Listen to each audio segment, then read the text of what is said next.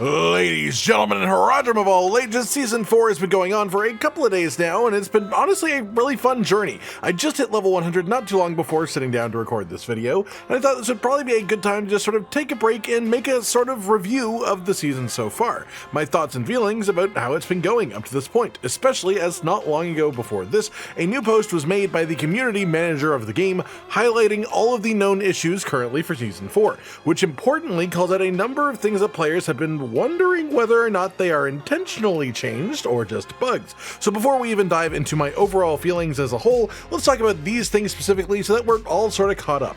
If you're playing on the Eternal Realm and notice that you might be missing some resplendent sparks, that is confirmed to be a bug that is currently being fixed. If you've been having performance issues in Season 4 specifically, including things like crashing and loading screens, this is again a bug that is being fixed right now. Then we have a pretty big one that people were very unsure about, which is that the resplendent sparks are in fact supposed to drop from your first Echo of Lilith kill each season. The team is looking into the reports of this not happening to ensure that this is the case and to actually fix whoever should be having them. So while this is an issue right now, it is nice to have proper confirmation that it is supposed to drop a resplendent spark, so that we are in fact supposed to have 3 of these guaranteed in one season, which is pretty neat once it has actually been fixed up, of course. The next major thing is that one of the changes made was certain uniques that were inexplicably class specific being made class agnostic, like Azarath, the sword, but this has been bugged to still be unequipable by other classes, which is sort of funny in itself. Then the final big one is that there seems to be a pretty noticeable bug going on right now that just makes some uniques essentially not drop pretty much at all from their target bosses in the boss ladder,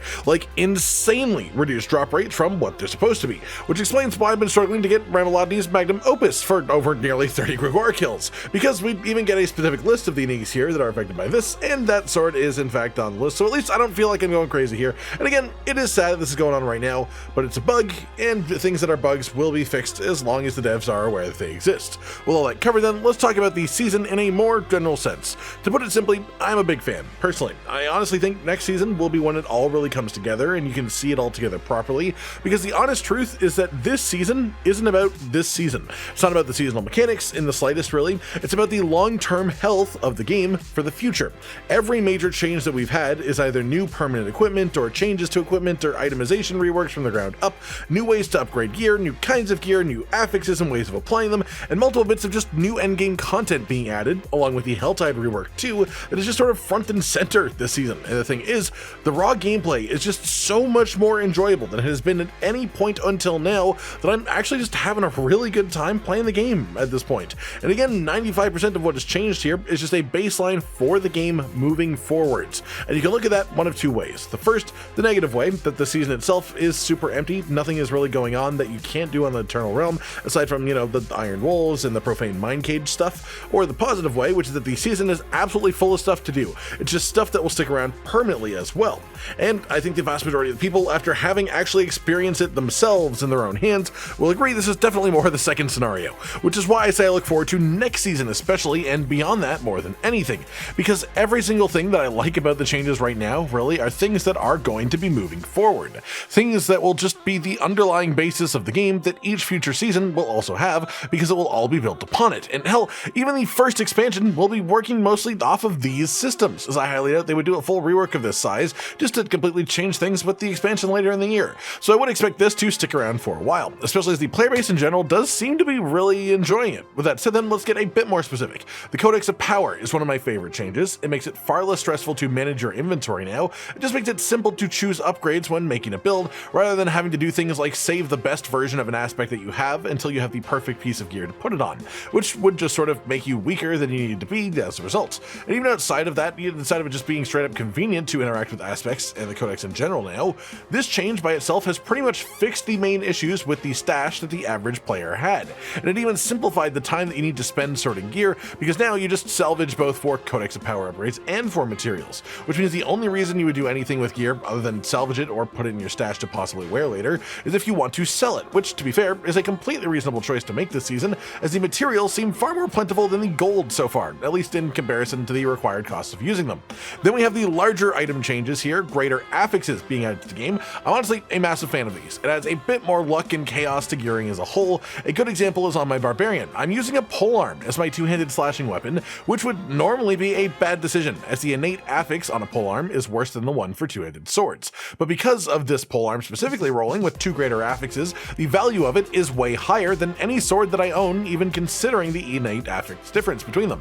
It creates niche situations like this that are interesting within gearing, and it creates excitement and genuinely does get that small hit of dopamine that they were after when the item drops in the wild, especially when you see something like a 3 greater affix item drop, at least, you know, until it turns out it has pretty bad actual stats selected on it. Tempering is the next side of this then. I love the tempering system. I made my thoughts clear on this. It has possibly build-defining upgrades, fully from player control, high customization and personalization, and it lowers the RNG component of having good gear at any point by giving you the ability to select up to 2 of the 5 affixes on legendary ancestral pieces of gear that you use.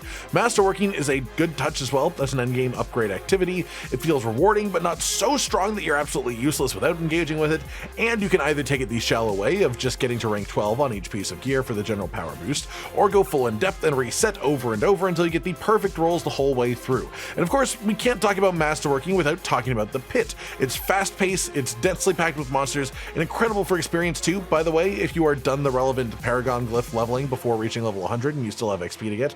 The material reward to cost ratio from this activity though does feel a little bit steep since the changes that were made before the season hit live servers, the changes from the PTR, but that just means that it is a longer-term goal now rather than a short-term goal. As for Helltide, I've definitely said more than my fair share about this, but I love new Helltide. It's just purely fun. Non-stop combat, cinders dropping everywhere, gear out the ass, and a just number of fun new activities too that sort of test both your skill, your build, and your understanding of your own power level too, which is neat to actually reward you for. Not to mention things like the specific seasonal thing of the Profane Mind Cage, which increases the level of enemies within Helltide, making them actually even more worth doing. The boss ladder materials are also dropping from all over the place now, including all over Helltide. I have absolutely loads of materials that I haven't been going out of my way to farm. I can summon lots of bosses that I don't even intend to kill anytime soon, and the boss ladder itself, outside of, you know, the bug that we mentioned earlier with certain drop tables, is feeling pretty good right now from the bit of it I have engaged with. The extra materials dropping makes them feel more frequent to be able to do if you want to, and the addition of the tormented boss system too adds a lot more to it, both just as far as rewards for players who have earned it by being strong enough, but also just in terms of adding more challenge and deeper endgame as well. Though I do wish these Stygian stones, the material that drops from the pit and world bosses to actually let you do tormented world bosses, had a bit of a higher drop rate because I've only seen a couple of them so far. Outside of that, even smaller changes on paper do actually tend to feel incredible in the game this season. Things like camera distance now being a little bit more zoomed out by default, things like being able to use the horse's sprint effect while in towns rather than just being locked to slow movement speed while in them. They're just things that make sense and sound obvious when you hear them, but the actual difference of having these in game, the way that it feels to have these changes, is a lot bigger than you might have thought before actually getting your hands on with them yourself. All in all, really, I think Season 4 is an absolute hit. I think people in general seem to be really enjoying it too, not just me, and again, I think the most important thing to keep in mind is just how much of this stuff is permanent game changes. Things that won't just be disappearing in a couple of months, but becoming the new foundation for which the game will be built upon for months, if not years, moving forward. So getting this right is extremely important, and honestly, I feel like they have. Sure, it's rough around the edges in some places that could definitely use some fixing up, but there are far less of those edges than there were before, and it's not just a step in the right direction, it's a pretty goddamn massive leap in the right direction. And I'm happy to look at all this, to play it myself, and see that I am enjoying my time with the season so far, and I plan to enjoy even more of it moving forwards in the coming days and weeks. And that is just leagues better than what it was before, and you can't really ask for too much more than that without, going back to change the past, can you? That just about does it for today then, everyone. Of course, feel free to let me know your own thoughts down in the comments below. Like if you liked the video, subscribe with the notification bell for more, and most importantly, ladies and gentlemen, until next time, stay sweet. Josh, Cotton, and Hollow with the videos, dropping the humor like a hammer on your tippy toes, bringing entertainment on a daily arrangement to take our insanity and turn it into entertainment. Yes, I said entertainment twice, to reiterate that it is nice to look into your faces on a mostly daily basis when you let us in your homes to make the whole world a stage. Goodbye.